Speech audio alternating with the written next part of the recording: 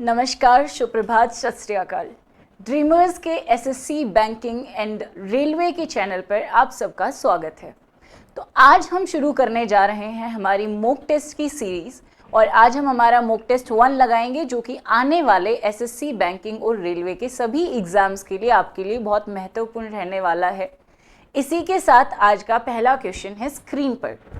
Question में दिया गया है The maximum number of electron that can be accommodated in a cell depends on। किसी भी सेल के अंदर मैक्सिमम नंबर ऑफ इलेक्ट्रॉन्स जो आ सकते हैं वो हम इनमें से किस फॉर्मूला से निकालेंगे। जल्दी से आंसर करेंगे कमेंट बॉक्स में। Waiting for your answers.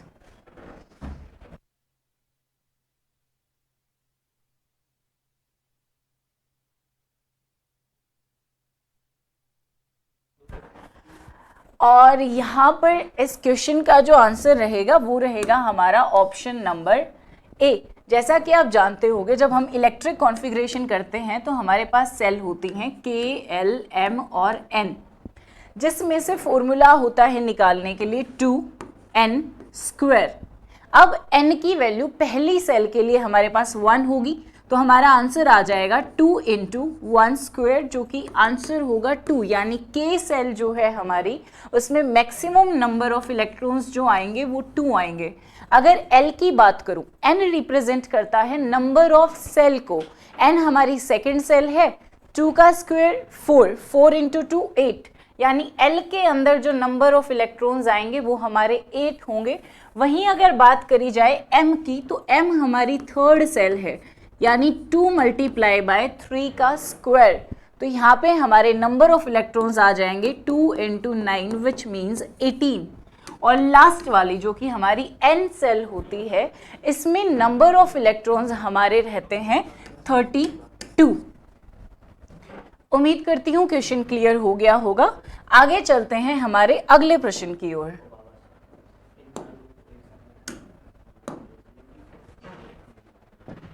हमारा अगला क्वेश्चन है anaerobic respiration in our body muscle produces. जब हमारी बॉडी की मसल्स के अंदर अनएरोबिक रेस्पिरेशन होता है तो वहाँ पर किस चीज़ का प्रोडक्शन होगा। ऑप्शन नंबर ए में हमें दिया गया है कि भैया ऑक्सीजन और वाटर बनेगी। ऑप्शन नंबर बी में हमें दिया गया है लैक्टिक एसिड एंड एनर्जी का फॉर्मेशन होगा। ऑप्शन नंबर सी में दिया गया है फॉर्मिक एसिड एंड एनर्जी। और ऑप्शन नंबर डी में बोला गया है कि अल्कोहल बनेगा।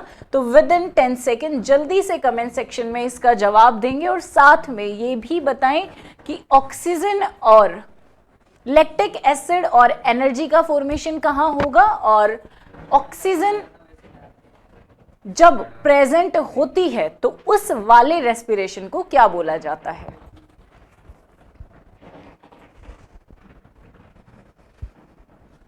चलिए सबसे पहले इस क्वेश्चन के कंसेप्ट को थोड़ा देख लेते हैं। यहाँ पर बात करी गई है रेस्पिरेशन की और हम सब बहुत अच्छे से जानते हैं कि भैया हमारा जो रेस्पिरेशन है वो होता है दो तरह से। एक होता है एरोबिक रेस्पिरेशन और एक होता है हमारा अनएरोबिक रेस्पिरेशन। अगर एरोबिक रेस्पिरेशन की बात करी जाए तो ये होगा in the presence of oxygen. जबकि बात करी जाए अनएरोबिक की तो ये 2 कंडीशन में होता है, जिसकी एक कंडीशन होती है कि भैया हमारे पास ऑक्सीजन की मात्र कमी है और एक कंडीशन होती है कि ऑक्सीजन प्रेजेंट ही नहीं है, यानी ऑक्सीजन मेरे पास क्या है यहाँ पर एब्सेंट है। अब क्वेश्चन में पूछा गया था कि मसल्स के अंदर जब अनएरोबिक रेस्पिरेशन होगा तो वो क्या प्रोड्यूस करेगा। अब एरोबिक की तो हमें बात नहीं करनी क्योंकि एरोबिक के बारे में तो हमसे पूछा नहीं है। उससे आंसर देने से पहले हमें ये समझना पड़ेगा कि अनएरोबिक की कौन सी कंडीशन की यहाँ पे बात करी जा रही है। तो अगर देखिए हमारा जो एरोबिक रेस्पिरेशन है ये कहाँ पर होता है भैया, ये होता है सेल के माइटोकॉन्ड्रिया में। ये कहाँ होता है, ये होता है किसी भी सेल के माइटोकॉन्ड्रिया में, जहाँ पे प्रोडक्शन होता है कार्बन डाइऑक्साइड का, वाटर का और साथ में बनती है एनर्जी। अब तुमसे मेरा एक सवाल है कि यहाँ पे जो एनर्जी बनी है वो कितनी एटीपी बनेगी। कमेंट में आंसर देना ना भूलें। अब अगर मैं अनारोबिक की बात करूं तो लैक ऑफ ऑक्सीजन वाला जो हमारा रिएक्शन है ये होता है भैया मसल सेल के अंदर, जबकि ऑक्सीजन बिल्कुल ही अब्सेंट हो ये वाला रिएक्शन हमारा होता है ईस्ट सेल के अंदर, जिसे हम खमीर के नाम से भी जानते हैं। फर्मेंटेशन के बारे में आपने सुना होगा, in the process of fermentation यही वाली रिएक्शन होगी। और जब आप पिज़्ज़ा डो लगा रहे हैं या फिर आप अल्कोहल वगैरह बना रहे हैं, उस टाइम पर हमारा जो अनारोबिक का ऑक्सीजन एब्सेंट वाला पार्ट है यही रिएक्शन होता है। अब बनेगा क्या, अगर मैं बात करूं मसल सेल की तो यहाँ पर हमारे पास बनती है एक तो हमारी लैक्टिक एसिड और दूसरी एनर्जी। यहाँ पर याद रखने की बात यह है कि मसल सेल में जब रिएक्शन होता है यानी लैक ऑफ ऑक्सीजन वाला रिएक्शन, इसमें कार्बन डाइऑक्साइड की फॉर्मेशन नहीं होती है। अगर हम बात करें ऑक्सीजन जहाँ पे एब्सेंट होगी तो यहाँ पर हमारे बाय प्रोडक्ट्स बनेंगे इथेनॉल, साथ में हमारी CO2 और साथ में बनेगी एनर्जी। तो क्वेश्चन का आंसर अब देख रहे हैं कि यहाँ पे बोला था अनारोबिक मसल वाले रिएक्शन में, मसल वाला रिएक्शन ये है लैक ऑफ ऑक्सीजन, और हमारे पास प्रोडक्ट्स क्या बन के आए हैं, लैक्टिक एसिड और एनर्जी। अब कई बार यहीं से क्वेश्चन ये बन जाता है कि मसल्स में जब हम हैवी एक्सरसाइज कर रहे हैं पेन होने लग जाता है, उस पेन का रीज़न क्या होता है, तो भैया यही लैक्टिक एसिड होती है जो हमारी मसल्स में पेन कोज करने लग जाती है। एक बार ये भी क्वेश्चन आया था कि एनर्जी की करेंसी क्या होती है, तो एनर्जी की करेंसी होगी भैया ATP, जिसकी फुल फॉर्म होती है एडिनोसिन ट्राइफॉस्फेट। इसी के साथ बढ़ते हैं हमारे अगले क्वेश्चन की ओर। अगला क्वेश्चन है salivary amylase also known as ptyalin is responsible for the digestion of salivary amylase नाम का एंजाइम, जिसे टाइलिन के नाम से भी जानते हैं, ये किस चीज के डाइजेशन में हमारी मदद करेगा। पहला ऑप्शन है स्टार्च, दूसरा ऑप्शन है फैट, तीसरा है अमीनो एसिड और चौथा फिर से यहाँ पे फैट लिख दिया है, इसे चेंज करके प्रोटीन कर लेंगे। जल्दी से बताएंगे सही जवाब क्या होगा।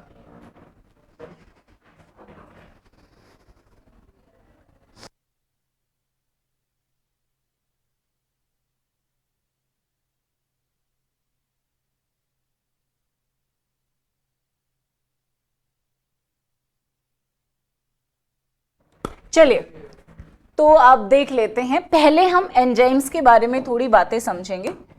अगर एंजाइम की बात करी जाए तो एंजाइम भैया बायोकैटलिस्ट होते हैं, और बायोकैटलिस्ट का मतलब ये है कि हमारी बॉडी में कोई भी रिएक्शन हो रहा है तो उस रिएक्शन के रेट को बढ़ा देंगे।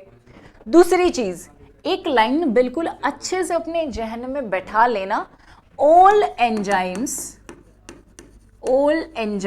Are made up of protein. सारे के सारे एंजाइम जो है वो प्रोटीन से बने होते हैं, but all proteins are not enzyme, all proteins are not enzyme. क्योंकि कई बार इसी स्टेटमेंट में तोड़ फोड़ करके हमसे ये पूछ लेता है कि दिया गया वाक्य सही है या फिर गलत है, इसलिए इसे थोड़ा याद रखेंगे। अब बात डाइजेशन की हो रही है, तो डाइजेशन के अंदर हमारे जो है कुछ एंजाइम्स प्रेजेंट होते हैं बॉडी में जो मदद करते हैं। सबसे पहले हमारे मुंह में सलाइवा, जिसे हम लार के नाम से भी जानते हैं, सलाइवा प्रेजेंट होता है, और इस सलाइवा में पाए जाते हैं दो एंजाइम। एक एंजाइम का नाम होता है सलाइवरी अमाइलेज, जिस सलाइवरी अमाइलेज को हम टाइलिन के नाम से भी जानते हैं, और एक का नाम होता है लाइजोजाइम। सलाइवरी अमाइलेज जो है ये मदद करता है in the digestion of carbohydrate and उन कंपोनेंट्स की जो कार्बोहाइड्रेट से ही होते हैं, जैसे हमारा starch, it's a type of carbohydrate ना, तो स्टार्च हमारे क्वेश्चन का करेक्ट आंसर हो जाएगा। अगर आगे देखें लाइजोजाइम, तो भैया लाइजोजाइम डाइजेशन में तो मदद नहीं करता पर एंटीबैक्टीरियल होता है, और एंटीबैक्टीरियल का मतलब ये है कि बैक्टीरिया को मारने में मदद करता है। आफ्टर दैट सलाइवा के बाद हम हमारे स्टमक पर चलते हैं, तो स्टमक के अंदर गैस्ट्रिक जूस रिलीज होता है, स्टमक के अंदर रिलीज होता है गैस्ट्रिक जूस। वैसे तो ये गैस्ट्रिक जूस 4 चीज़ों से मिलकर बना है, HCl से, जिसे हाइड्रोक्लोरिक एसिड के नाम से जानते हैं, स्ट्रॉन्ग एसिड है, बहुत अच्छे से फेमिलियर हैं हम। दूसरा आता है हमारा म्यूकस। ये म्यूकस मदद करता है हमारी HCl से हमारे पेट को बचाने में। भैया HCl बहुत स्ट्रॉन्ग एसिड है और ऐसा ना हो कि हमारे पेट को ही जला दे। उसके बाद आती है हमारी पेप्सिन नाम का एंजाइम और फिर आता है रेनिन। अगर हमसे पूछा होता कि पेप्सिन या रेनिन किस चीज़ का डाइजेशन करते हैं, तो भैया ये दोनों के दोनों प्रोटीन का डाइजेशन करते हैं और प्रोटीन को डाइजेस्ट करके कन्वर्ट कर देंगे पेप्टोन या फिर पेप्टाइड में। अब मुद्दा ये आता है कि जब दोनों एक ही काम कर रहे हैं, कुछ तो फर्क होगा। फर्क है, बिल्कुल है। और फर्क ये है कि जो रेनिन है हमारा, ये डाइजेस्ट करता है मिल्क प्रोटीन को, और मिल्क प्रोटीन से मेरा मतलब ये है कि दूध में पाए जाने वाला प्रोटीन। एक स्पेशल टाइप का प्रोटीन होता है जिसका नाम होता है कैसीन, या इसी को हम कैसिनोजीन के नाम से भी जानते हैं। बच्चों के अंदर रेनिन बहुत ज़्यादा अमाउंट में पाया जाता है, क्योंकि जो छोटे बच्चे होते हैं वो सिर्फ दूध ही पीते हैं ना, तो उनके पेट में बहुत ज़्यादा रेनिन पाया जाएगा। आगे अगर हम बात करें तो हमारी एक पेनक्रियाज नाम से ग्लैंड होती है, सुना ही होगा। अब ये पेनक्रियाज सीक्रेट करती है भैया पेनक्रियाटिक जूस, जिसके अंदर 3 एंजाइम पाए जाते हैं और उन 3 एंजाइम का नाम है, सबसे पहले पाया जाएगा लाइपेज, एक का नाम होता है पेनक्रियाटिक अमाइलेज और एक का नाम होता है हमारा ट्रिप्सिन। ये ट्रिप्सिन डाइजेशन करेगा प्रोटीन का। पेनक्रियाटिक अमाइलेज, इधर सलाइवरी अमाइलेज था, वहां पेनक्रियाटिक अमाइलेज है। याद रखना, जिस एंजाइम के पीछे अमाइलेज लिखा हुआ है वो कार्बोहाइड्रेट्स का ही डाइजेशन करेगा। और बचा लाइपेज, लाइपेज फैट का डाइजेशन करके फैटी एसिड में कन्वर्ट कर देगा। यही थे सारे के सारे एंजाइम्स जिन्हें आप डाइजेस्टिव सिस्टम में पढ़ते हैं। और एक एक एंजाइम को अच्छे से याद रखना, क्योंकि जब भी हम डाइजेस्टिव सिस्टम के क्वेश्चंस की बात करते हैं तो वहाँ पर बहुत बार हमसे एंजाइम्स के बारे में पूछ लिया जाता है। उम्मीद करती हूँ क्लियर हुआ होगा। अब चलते हैं अगले प्रश्न की ओर। अगले क्वेश्चन में लिखा हुआ है, atomic mass of nitrogen is 14 and that of hydrogen is 1। What is the molecular mass of ammonia? हमें अमोनिया का मॉलिक्यूलर मास निकालना है। तो पहले मॉलिक्यूलर मास का फॉर्मूला आपको पता होना चाहिए, है ना? और जल्दी से बताएंगे करेक्ट आंसर क्या होगा। जल्दी बताएंगे करेक्ट आंसर क्या होगा।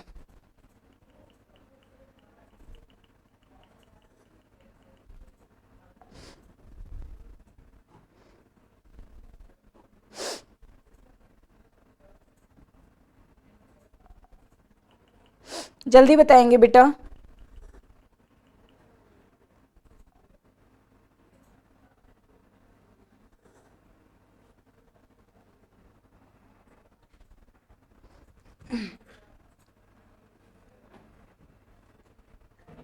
देखो, हमसे बोला गया है कि एटॉमिक मास ऑफ नाइट्रोजन 14 है और हाइड्रोजन का एटॉमिक मास जो है वो 1 है। तो अमोनिया का मॉलिक्यूलर मास बताना है। पहली बात तो ये, जो हमारी अमोनिया है इसका फॉर्मूला होता है NH3। सिंपली हम लगाएंगे कि भैया ठीक है, N हमारे पास 1 है प्लस हाइड्रोजन हमारे पास कितने हैं, 3 हैं। N के लिए हमें नाइट्रोजन के लिए जो मॉलिक्यूलर मास है वो ऑलरेडी गिवन है, and that is atomic mass है वो ऑलरेडी गिवन है, एंड दैट इज 14। और आगे हमें बताया गया है हाइड्रोजन के बारे में कि भैया हाइड्रोजन का जो एटॉमिक मास होता है वो 1 होता है, लेकिन यहाँ पर हमारे पास 3 हाइड्रोजन है। सो ये हो गया 14 + 3 and our answer will be 17।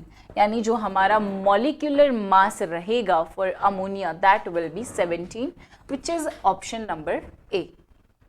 आगे बढ़ेंगे अगले क्वेश्चन की ओर।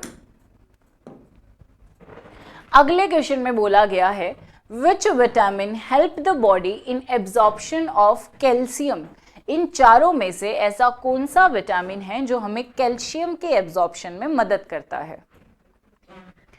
ऑप्शन नंबर ए में दिया गया है vitamin D, option number B में दिया गया है विटामिन बी, ऑप्शन सी में दिया गया है विटामिन ए और ऑप्शन डी में दिया गया है विटामिन डी। जल्दी से बताएंगे, जल्दी बताएंगे बेटा सही जवाब क्या होगा।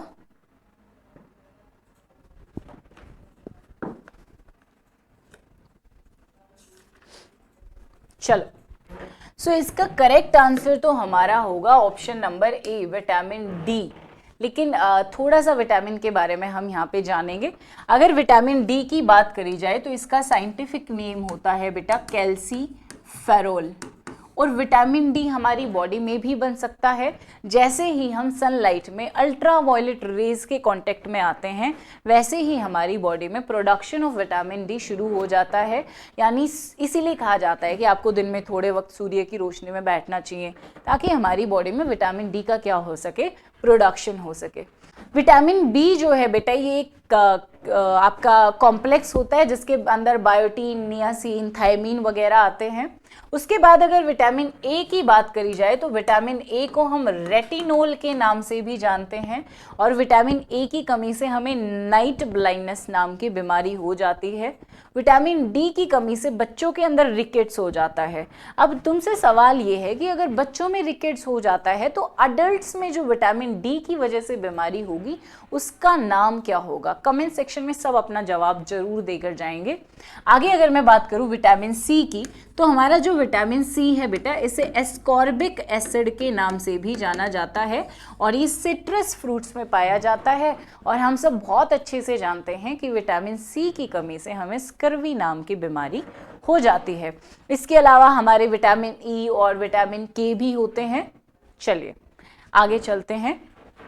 वन मोर थिंग, विटामिन जो है इनको दो भागों में हम बांट के चलते हैं। विटामिन को एक हम बांटते हैं वाटर सॉल्युबल में, यानी वो वाले विटामिन जो पानी के अंदर घुलनशील हैं, और एक हम बांटते हैं वाटर इनसॉल्युबल में। वाटर इनसॉल्युबल का मतलब है जो पानी के अंदर घुलनशील नहीं है। अगर पानी में नहीं घुल रहे तो फिर कहाँ घुल रहे हैं, इसीलिए हम इनको फैट सॉल्युबल भी बोल देते हैं।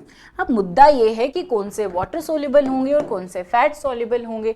तो आपका विटामिन सी एंड बी जो है ये आपका रहेगा वाटर सॉल्युबल, और आपका vitamin A, vitamin D, vitamin E और विटामिन के जो हैं ये चारों के चारों क्या रहेंगे बिट्टू? ये रहेंगे फैट सॉल्युबल। जो आपके वाटर सॉल्युबल वाले हैं, अगर आप इन्हें एक्सेस में कंज्यूम कर लें तो कोई खास नुकसान ये देते नहीं हैं। हाँ, लेकिन अगर आप इनको कुक कर देंगे तो कुकिंग करने के बाद ये दोनों के दोनों विटामिन नष्ट हो जाएंगे। वहीं अगर वाटर सॉल्युबल की बात करी जाए तो इन पे कुकिंग का कोई इफेक्ट नहीं पड़ता और इनको हमें क्वांटिटी में ही लेना चाहिए, इनकी एक्सेस भी अच्छी नहीं होती है। चलो अगले क्वेश्चन की ओर बढ़ते हैं और देखते हैं अगले क्वेश्चन में क्या है। यहाँ पर बोला गया है the boiling and freezing point of water are exactly dash degrees apart on the Fahrenheit scale.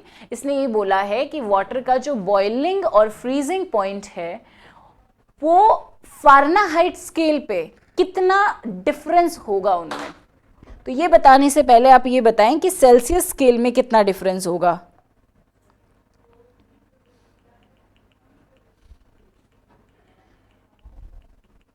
जल्दी बताएंगे।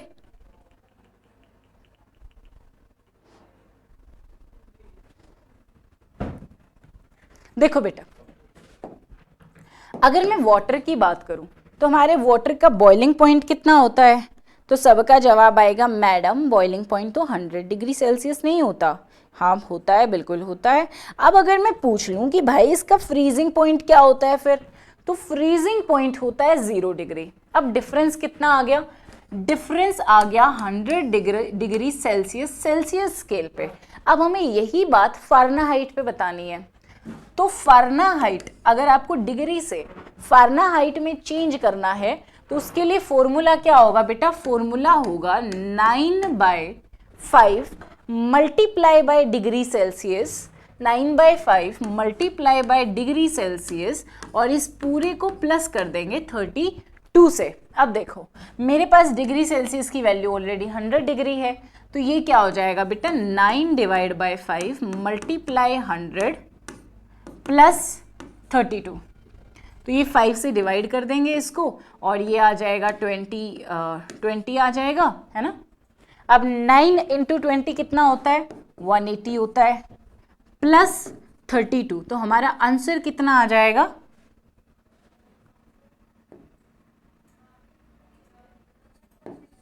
हमारा जो इसको ऐड करने के बाद जब सॉल्व करेंगे तो हमारा आंसर आ जाएगा 212 फ़ारेनहाइट। यानी हमारा इस क्वेश्चन का सही आंसर क्या होगा, ऑप्शन नंबर बी हो जाएगा। चलिए अगले क्वेश्चन की ओर चलते हैं।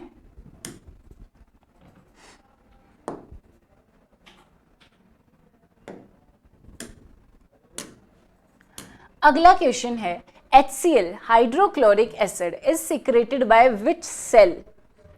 HCl जिसे हाइड्रोक्लोरिक एसिड के नाम से भी जानते हैं, ये हमारी बॉडी की किन सेल के द्वारा सिक्रेट करी जाती है। ऑप्शन नंबर ए में लिखा हुआ है ऑक्जेंटिक सेल, बी में लिखा है पैरेंटियल सेल, सी में लिखा है बोथ ए एंड बी और डी में लिखा है म्यूकोसल सेल। तो जल्दी बताएंगे इस प्रश्न का सही जवाब क्या होगा।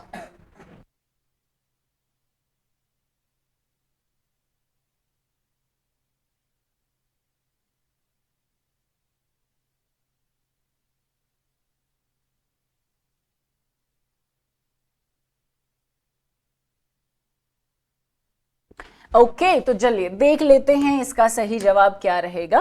तो पहली बात तो ये, अभी अभी कुछ क्वेश्चंस पहले हमने गैस्ट्रिक जूस के बारे में पढ़ा था, और ये गैस्ट्रिक जूस कहाँ पाया जाता है भैया, ये पाया जाता है हमारे स्टमक में। ठीक है, गैस्ट्रिक जूस के 4 कंपोनेंट होते हैं, ये भी हमने पढ़ लिया था, पेप्सिन, रेनिन, और ये दोनों के दोनों क्या हैं, ये दोनों के दोनों हैं भैया एंजाइम। फिर हमने देखा था एक HCl होती है और एक होता है म्यूकस, है ना। अगर HCl की बात करी जाए, हाइड्रोक्लोरिक एसिड के नाम से जानी जाती है, और एक स्ट्रॉन्ग एसिड होती है जिसकी pH 1.5 से लेके 3 के बीच में लाई करती है। क्लियर है। हमसे ये पूछा गया है इस HCl को कौन सी सेल सीक्रेट करती है, तो हमारे पेट के अंदर ऑक्जेंटिक सेल्स पाई जाती हैं जिन्हें पैरेंटियल सेल के नाम से भी जाना जाता है। यानी इसका करेक्ट आंसर ए भी है और बी भी है, तो दो तो हमारे सही जवाब हो नहीं सकते, इसलिए जो हमारा करेक्ट आंसर होगा वो हो जाएगा option number C, both A and B. चलिए अगले क्वेश्चन की ओर बढ़ेंगे, और अगले क्वेश्चन में हमें दिया गया है During photosynthesis, the synthesized carbohydrate is stored in the form of, और ये बहुत ही आसान क्वेश्चन है, जल्दी से इसका जवाब देंगे। इसने पूछा कि फोटोसिंथेसिस हो जाने के बाद हम सबको पता है कि हमारी बॉडी में प्रोडक्शन होता है, किसका होता है हमारी बॉडी में प्रोडक्शन, कार्बोहाइड्रेट की ही किसी फॉर्म का होता होगा। तो इसमें ये पूछा कि उसे स्टोर किस रूप में करेंगे हम, और ऑप्शन में हमें दिया गया है स्टार्च, फैट, प्रोटीन या विटामिन।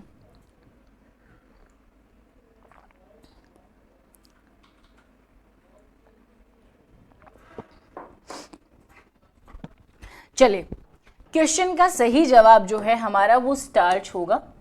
अब एक सवाल ये आता है कि ठीक है, प्लांट्स की बॉडी में अगर फूड स्टार्च की फॉर्म में स्टोर होता है, तो हम जो एनिमल्स हैं हमारी बॉडी में फूड जो है वो किस फॉर्म में स्टोर होगा। तो इंसानों के अंदर या जानवरों के अंदर जो खाना स्टोर होता है बेटा, वो होता है in the form of glucose. दोनों बातें याद रखना, क्योंकि ऐसा हो सकता है ना, अगर 5 पेपर पहले हमसे पूछ लिया गया हो कि भैया प्लांट के बारे में बताओ, तो सेम क्वेश्चन अभी इंसानों के बारे में भी पूछ सकता है ना। इसलिए हमें कंसेप्ट क्लियर होना चाहिए।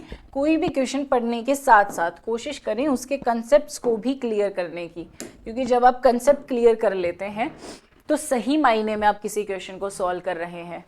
सिर्फ आंसर देना और आंसर देकर आगे बढ़ जाना ये सही अप्रोच नहीं होती है।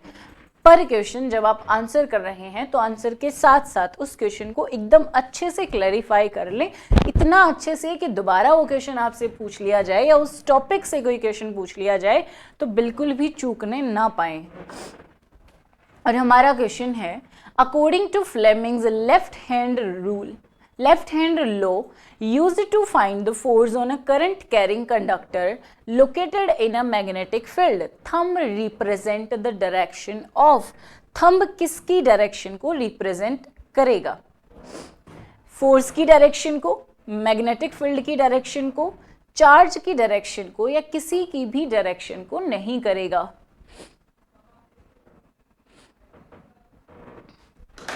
जल्दी बताएंगे बेटा।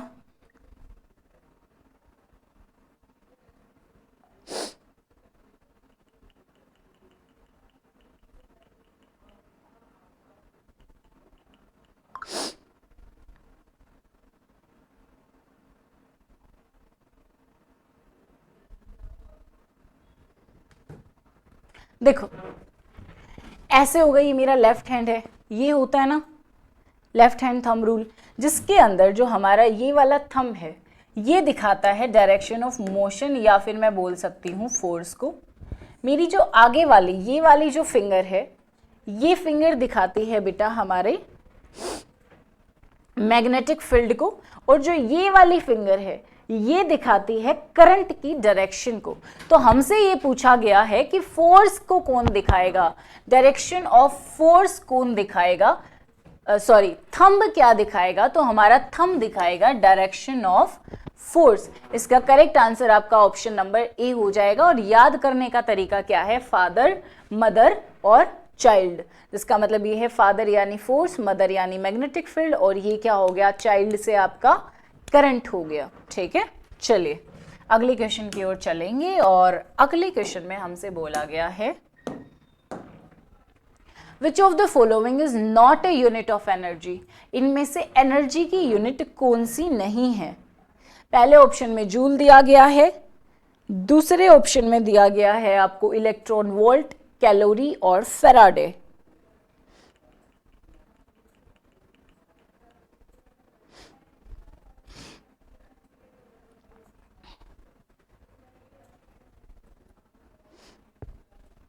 देखो आपकी जूल किलोवाट आवर, फिर आपका जो है आर्क, उसके बाद आपका किलो जूल है ना, और इलेक्ट्रॉन वोल्ट, कैलोरी, ये सारी की सारी अगर यूनिट्स आपको कहीं पर भी दिख जाएं तो ये सारी यूनिट हैं भैया हमारी एनर्जी की। लेकिन इन इतनी यूनिट में कहीं पर भी तुमको फैराडे दिखा नहीं, दिखा ना, इसका मतलब फैराडे जो है वो हमारी यूनिट नहीं होगी एनर्जी की। तो अब तुम मुझे ये बताओगे फिर फैराडे किसकी यूनिट है। इसी के साथ हमारे आज के जो क्वेश्चंस हैं वो समाप्त होते हैं। मिलेंगे अगली क्लास में, तब तक के लिए पढ़ते रहिए, आगे बढ़ते रहिए, अपनी तैयारी को न रोकें और हमारे चैनल को सब्सक्राइब कर लें, लाइक शेयर कमेंट भी करें। धन्यवाद।